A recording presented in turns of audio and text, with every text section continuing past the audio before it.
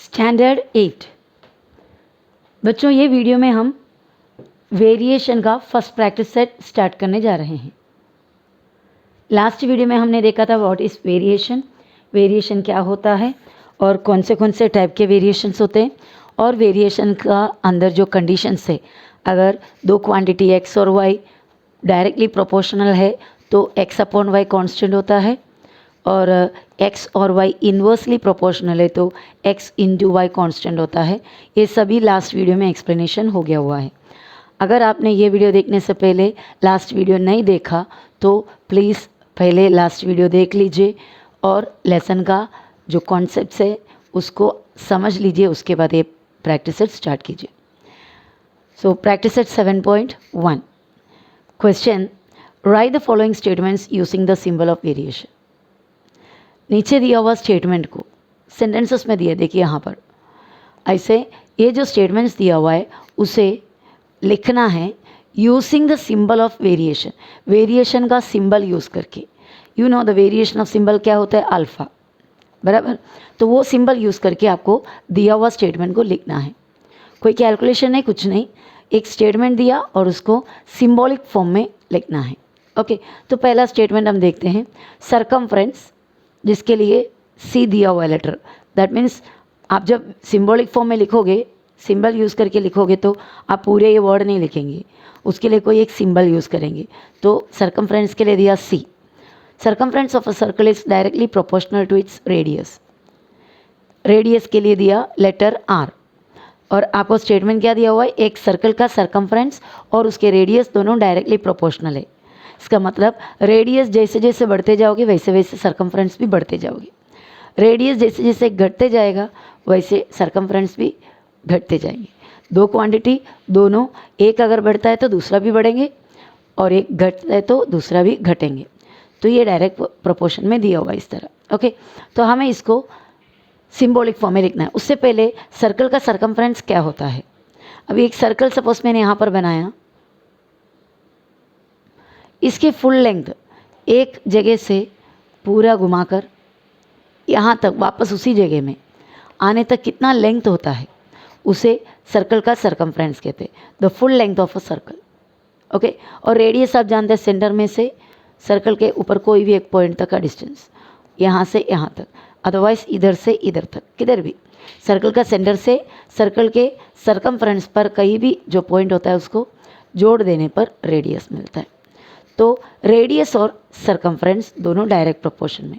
तो हमें क्या लिखना है, ये देखो ये सी और डायरेक्टली प्रोपोर्शनल का सिंबल और ये रेडियस आर, बस इतना ही हमारा आंसर है। C is directly proportional to R, this is the answer. हमने जो दिया हुआ स्टेटमेंट है उसको सिंबल यूज़ करके लिखा। इसी हेडिंग में सेकेंड क्वेश्चन दिया हुआ है, कंजम्पशन ऑफ पेट्रोल। पेट्रोल के लिए, कंजम्पशन ऑफ पेट्रोल के लिए एल दिया हुआ है litre in a car and the distance travelled by that car. Distance जो ट्रैवल कर रहा है वो डिस्टेंस के लिए डी दिया हुआ है, आर इन डायरेक्ट प्रोपोर्शन, ये दोनों डायरेक्ट प्रोपोर्शन में। दैट मीन्स एक कार में जितना पेट्रोल है उस हिसाब से वो ज़्यादा डिस्टेंस ट्रैवल करेगा। दैट मीन्स ज़्यादा लीटर पेट्रोल ज़्यादा डिस्टेंस ट्रैवल करेगा, पेट्रोल अगर कम है कम डिस्टेंस जाएगा, बराबर। तो ये दोनों, अगर पेट्रोल बढ़ता है तो डिस्टेंस भी बढ़ेगा, पेट्रोल अगर कम है डिस्टेंस भी कम होगा। तो that is the meaning of the question. हमें इसे क्या करना है, सिंबल यूज़ करके लिखना है। पेट्रोल का लीटर के लिए एल दिया और डिस्टेंस के लिए डी दिया, दोनों कौन से प्रोपोर्शन में है, डायरेक्ट प्रोपोर्शन में। तो हमें लिखना है L is directly proportional to D, L is directly proportional to D. This is the symbolic form of that statement. Now the next second question, complete the following table considering that the cost of apples and their number are in direct proportion. एक table नीचे दिया हुआ है उसको complete करना है। देखो यहाँ पर 1 और 8, 4 और 32 दोनों टेबल दिया हुआ है, यानी x का वैल्यू भी दिया है, y का वैल्यू भी दिया है। पर इस कॉलम में x का वैल्यू नहीं दिया हुआ है, y का वैल्यू दिया है, और यहाँ पर x दिया है, y नहीं दिया है, यहाँ पर x नहीं दिया है, y दिया है। तो ये जो ब्लैंक प्लेसेस है उधर हमें फिल करना है, ठीक है। तो हमें क्या दिया हुआ है, कॉस्ट ऑफ एप्पल, एप्पल का कॉस्ट, एप्पल का दाम, एंड देयर नंबर, एप्पल का गिनती, एप्पल का प्राइस और एप्पल का गिनती दिया हुआ है, ये दोनों कैसे हैं? डायरेक्ट वेरिएशन में। एप्पल का गिनती और एप्पल का प्राइस दोनों डायरेक्ट वेरिएशन में। दैट मीन्स ज़्यादा एप्पल लोगे ज़्यादा प्राइस, कम एप्पल लोगे कम प्राइस। ठीक है, तो यहाँ पर नंबर ऑफ एप्पल को x माना है, कॉस्ट ऑफ एप्पल को y माना है। एक एप्पल का 8 रुपीज़, 4 एप्पल 32 रुपीज़ और 52 रुपीज़ का कितना एप्पल वी डोंट नो, ये फाइंड आउट करना है। 12 एप्पल का कितना रुपीज़ वो भी नहीं पता, वो भी फाइंड आउट करना है। 160 रुपीज़ का कितना एप्पल मिलेगा वो फाइंड आउट करना है। क्वेश्चन समझ गए होंगे। चलो किस तरह इसको सॉल्व करना है। पहले x और y दोनों डायरेक्टली प्रोपोर्शनल है। x मतलब नंबर ऑफ एप्पल्स और y मतलब कॉस्ट ऑफ एप्पल। ओके, हमें क्या दिया हुआ है? कॉस्ट ऑफ एप्पल और नंबर ऑफ एप्पल दोनों डायरेक्ट वेरिएशन में है, तो हम लिखेंगे x is directly proportional to y भी लिख सकते हो आप, या फिर y is directly proportional to x भी लिख सकते हो। यहाँ पर टेबल पे x पहले और y बाद में दिया हुआ है, लेकिन दिया हुआ क्वेश्चन के अंदर कॉस्ट ऑफ एप्पल और नंबर, पहले कौन सा वर्ड दिया है? कॉस्ट ऑफ एप्पल, उसके बाद नंबर दिया हुआ है। इसके लिए मैंने y मतलब cost of apple that is y is directly proportional to number of apple that is x, ऐसा यहाँ पर लिखा हुआ है। अगर आप x is directly proportional to y लिखेंगे तो भी आपको सेम ही मिलेगा। That also I will show you. First, let us continue with this. Okay, so y is directly proportional to x. Y means cost of apple is directly proportional to number of apple. That is given. अगर दो term directly proportional है, अगर x is directly proportional to y, then we can write x upon y is a constant. अगर y is directly proportional to x, then we can write y upon x is a constant. तो next step हमारा y upon x is a constant. और यहाँ पर आपको लिखना है कि जहाँ पर वेर के इज़ अ कांस्टेंट। ओके, हर एक वेरिएबल जो वेरिएशन का सम्स है उसमें आपको ये स्टेप्स दोनों लिखना ही है। पहले लिखेंगे कौन सा टर्म किसके साथ कांस्टेंट है, सॉरी वेरिएबल है, तो कौन सा टर्म किसके साथ वेरिएशन में है वो लिखेंगे पहले। y is directly proportional to x, that is given, therefore y upon x is a constant. Direct proportion है तो अपॉन में कांस्टेंट है, इन्वर्स प्रोपोर्शन है तो इनटू में कांस्टेंट है, मैंने वो लास्ट वीडियो में आपको बताया। उसके बाद y और x का क्या वैल्यू दिया हुआ है, हमें यहाँ पर क्वेश्चन में y का वैल्यू 8 और x का वैल्यू 1 दिया, और एक वैल्यू y 32 x 4। यहाँ पर y भले दिया है x नहीं दिया है, तो इसको हम कंसिडर नहीं कर सकते। इनमें से कोई भी एक ले सकते हो, 1 और 8, नहीं तो 4 और 32। पर 4 और 32 थोड़ा बड़ा वैल्यू है, तो हम 1 और 8 जो स्मॉलेस्ट है उसको लेकर चलेंगे, अदरवाइज हमको कटिंग करना पड़ेगा। ओके, तो ये लिखा कि मैंने जब x का वैल्यू 1 होता है, x का वैल्यू 1 है, तो y का वैल्यू क्या बन जाता है? 8। When x is equal to 1, y is equal to 8। देखो क्या क्या स्टेप हमने लिखा। पहले वेरिएशन का सिंबल डाल के जो दिया हुआ टर्म को लिखा, उसके बाद हमें लिखना है y upon X is a constant, that means y upon X is equal to k, where k is a constant. और उसके बाद दिया हुआ कोई भी एक वैल्यू लेना है, when x is equal to 1, y is equal to 8। और उसके बाद ये दोनों वैल्यू को इस इक्वेशन के अंदर अप्लाई करना है। किसके अंदर? जहाँ पर हमने k पहली बार इंट्रोड्यूस किया। ओके, उसके अंदर x के जगह में 1, देखो नीचे 1, y के जगह में 8 upon 1 is equal to k। ये दोनों यहाँ पर देखो y के जगह 8 अपॉन, देखो अपॉन x के जगह 1। ओके, आगे इक्वल और उसके बाद k वैसे रहेगा क्योंकि k अभी तक फाइंड आउट नहीं किया। उसके बाद हम क्या करेंगे, k का वैल्यू फाइंड आउट करना है। इधर क्रॉस मल्टीप्लाई करो, k इंटू 1 k, और ये 8 नीचे इधर 1 होता है, 8 1 सा 8, क्रॉस मल्टीप्लाई करने पर हमें मिला k is equal to 8। k का वैल्यू मिल गया, that means it is the constant of variation. What is the constant of variation? 8। जो बोला ना हमने यहाँ पर k is a constant, that means वो कांस्टेंट है कितना? 8। कांस्टेंट मीन्स एक फिक्स वैल्यू। तो k का वैल्यू हमें मिला, वो k का वैल्यू है कांस्टेंट ऑफ वेरिएशन। तो ये सभी सम्स में कुछ कुछ चीज़ें एकदम फिक्स होता है, हमें लिखना ही पड़ता है। यह है पहला सिम्बॉलिकली लिखा, उसके बाद x upon Y is a constant, वो लिखा k इज़ अ कांस्टेंट, उसके बाद वैल्यू सब्स्टिट्यूट करके k का वैल्यू फाइंड आउट करेंगे। k का वैल्यू फाइंड आउट करने के बाद उसको हम बोलेंगे that is a constant of variation. ये भी फिक्स स्टेप है। ओके, तो अभी ये जो k का वैल्यू जो मिला हमें, वो यहाँ पर जहाँ पे हमने लिखा ना k इज़ अ कांस्टेंट, वहाँ पर k का वैल्यू डालेंगे, x और y वैसे ही रखेंगे। देखो यहाँ पर y अपॉन x, देखो ये पॉइंट को अब देखो, ए पॉइंट और A point, y upon x equal k का वैल्यू क्या मिला 8, तो k के बदले में हमने लिखा 8, y upon x is equal to 8। अभी इसमें से क्रॉस मल्टीप्लाई करो, y इंटू 8 के नीचे क्या होता है बच्चों 1, बराबर, y इंटू 1, y 1 सा y, 8 into x 8x, y is equal to 8x। इस तरह जो क्रॉस मल्टीप्लाई करके हमें जो मिलेगा that will be the equation of variation, उसको कहते हैं इक्वेशन ऑफ वेरिएशन। एक बार इक्वेशन ऑफ वेरिएशन मिल गया तो उसके अंदर एक तो y रहेगा हमारे पास, नहीं तो x रहेगा, जो रहेगा उसको सब्स्टिट्यूट करेंगे तो दूसरे का वैल्यू मिल जाएगा।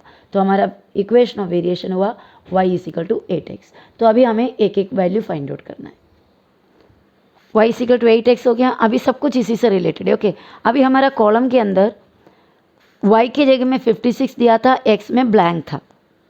हमारा जो टेबल दिया हुआ है उसमें y के जगह 56 और x के जगह में blank. Let's see whether it is correct और नॉट। देखिए यहाँ पर y के जगह में 56, x ब्लैंक है, और उसके बाद x के जगह में x का वैल्यू 12, y ब्लैंक, y का वैल्यू 160 और x ब्लैंक। ठीक है, तो ये तीनों ब्लैंक स्पेस में क्या नंबर आने वाला है वो हमें चेक करना है। तो हमने लिखा जब y 56 है तो x we have to find out, we don't know, so question mark डाला। y is equal to 56, x is equal to question mark. ये जो हमारा इक्वेशन ऑफ वेरिएशन, उसके अंदर हम ये y के जगह में 56 डालेंगे। देखो इक्वेशन ऑफ वेरिएशन y के जगह 56 इक्वल आगे है 8x। ओके, उसके बाद इधर मैंने लिखा है देयरफॉर x फाइंड आउट करना है हमें, x नहीं पता है ना, तो x फाइंड आउट करना है। x is equal to x के साथ जो नंबर है, what is the number along with x के साथ जो है 8 है, उसको अपॉन के नीचे, बाकी क्या है 56, उसको अपॉन के ऊपर। देखो किस तरह हम कर रहा है, x को फाइंड आउट करना है, उसे लेफ्ट साइड में रखा, इक्वल डाला, एक अपॉन सिंबल, x के साथ जो नंबर है उसको अपॉन के नीचे और दूसरा नंबर को ऊपर। अब इसे कटिंग करना है, 56 अपॉन 8, 8 1 सा 8, 8 7 सा 56, तो x का वैल्यू मिला 7। जो 56 था y, उस जगह में x है 7, तो एक आंसर हमारा हुआ। अभी नेक्स्ट कॉलम फिल करना है, वहाँ पर x के जगह में 12 दिया है, y ब्लैंक दिया हुआ है, तो x is equal to 12, y is question mark. Again we will write the equation of variation. हमारा इक्वेशन ऑफ वेरिएशन है y is equal to 8x, उसमें हम 12 के x के जगह में 12 डाल देंगे, तो y रिपीट किया इक्वल 8 और x के बीच में इधर हमारे पास इंटू होता है, तो 8 इंटू x के बदले में 12, समझ रहे हो, इधर y, देखो इक्वेशन ऑफ वेरिएशन को इधर वापस से लिखिए मैं, y is equal to 8x, y का वैल्यू नहीं है तो y ऐसे ही रखेंगे, इक्वल 8, उसके बाजू में इंटू होता है, 8x मतलब 8 इंटू x होता है, और x का वैल्यू 12। और अभी इधर सीधा क्या करना है, y इधर है, y लिखा, 8 12 सा 96 या 12 8 सा 96, तो वैसा y का वैल्यू भी मिल गया। अभी नेक्स्ट कॉलम हमें खाली रखा है x का कॉलम में कुछ नहीं दिया, y का कॉलम में 160 दिया हुआ है। तो वापस से हम इक्वेशन ऑफ वेरिएशन को और एक बार रिपीट किया, y is equal to 8x, y के जगह में हमारे पास है 160 इक्वल 8 और x, इसमें से हमें x फाइंड आउट करना है। x को लेफ्ट में रखा, इक्वल x के साथ जो है नंबर दैट इज़ 8, उसको अपॉन के नीचे और दूसरा नंबर को अपॉन के ऊपर, 160 और 8 को कटिंग करना है, 8 1 सा 8, 8 2 सा 16 और ये 0, क्या मिला, x इज इक्वल टू 20। तो वैसा तीनों वैल्यूज़ हमें मिला। और उसके बाद हमें क्या करना है, वापस से टेबल बनाने का है और टेबल में हमें फिल करना है। तो टेबल को इधर फिर से बनाया, number of apples x, cost of apples y, पहला कॉलम 1 और 8 दिया हुआ था, 4 और 32 भी दिए थे, 56 दिया था, ये नहीं दिया, तो यहाँ पर हमें फिल करना है दैट इज़ 7। और उसके बाद 12 दिया था, 96 नहीं दिए थे, 96 हमने फाइंड आउट किया अभी, बराबर। और उसके बाद 160 दिया था, ऊपर का ब्लैंक था, तो वहाँ पर हमने फिल किया 20। Okay, so this is how the some is done. वो सम यहाँ पर ख़त्म हो जाता है, लेकिन मैं अगर सपोज आपको ये आंसर फास्ट में फाइंड आउट करना है, इतना स्टेप्स वगैरह कुछ नहीं चाहिए, अगर डायरेक्टली आंसर जल्दी जल्दी देखना है तो आप इतना पूरा स्टेप्स के बिना भी कर सकते हो। देखो यहाँ पर वो मेथड भी दिया है, but there is no need of writing this. x directly proportional to y है, आप उल्टा भी लिख सकते हो, y directly proportional to x, तो x अपॉन वाई कॉन्स्टेंट है, ऐसा लिख दिया, k वगैरह यूज़ नहीं किया, x अपॉन वाई कॉन्स्टेंट है, ठीक है। तो जहाँ पर भी हम x अपॉन वाई लिखोगे that will be a constant. पहला x अपॉन वाई कॉलम में दिया हुआ है 1 और 8, बराबर है, x की जगह 1, y की जगह 8। और नेक्स्ट हमारे पास 56 नीचे दिया, y में x नहीं दिया, तो हमने 1/8 is equal to x upon 56, इधर दिया नहीं था ना, तो उधर x डाला और 56।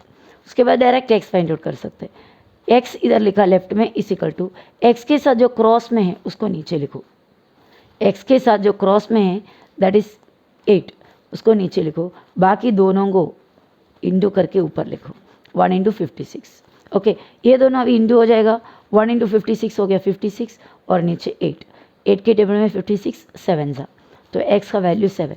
इस तरह हमें फटाफट आंसर मिल जाता है। और दूसरा भी है, दूसरा क्या है, x के जगह में 12 दिया है, y के जगह में कुछ नहीं दिया, तो y के जगह का फाइंड आउट करना है। तो पहले वाला कॉलम में 1/8 हमारे पास था, तो 1/8 लिखा इज इक्वल टू 12/y। इसमें y लिखना है, y के साथ क्रॉस में क्या है 1, उसको नीचे लिखने का है, लेकिन 1 को नीचे लिख के कोई फ़र्क नहीं पड़ता, कटिंग करो इंटू करो वही नंबर मिलता है, तो इसके लिए 1 को नीचे लिखा नहीं, बाकी दोनों को इंटू करना है। 8 into 12, 12 8 96, we get the answer directly. और तीसरा हमें क्या फाइंड आउट करना है, y का वैल्यू दिया हुआ है 160, x फाइंड आउट करना है। तो हम पहला जो 1/8 जो कांस्टेंट है वो लिखेंगे, और उसके बाद x नहीं मिला है, फाइंड आउट करना है, तो x को वैसे ही रखा और 160, और x फाइंड आउट करने के लिए x लिख के is equal to right side में x के साथ जो क्रॉस में है दैट इज़ 8 वो नीचे, बाकी दोनों को इंटू करके ऊपर, 1 इंटू 160 हो गया 160, और नीचे 8 को और 160 को कट करोगे तो 20 मिलता है, 8 1 जा 8 2 जा, और ये 0, तो x इज इक्वल टू 20। इस तरह फास्ट में भी हम आंसर कर सकते हो, लेकिन आप जब आपके बुक में लिखोगे तो सिस्टमैटिकली लिखोगे, ठीक है।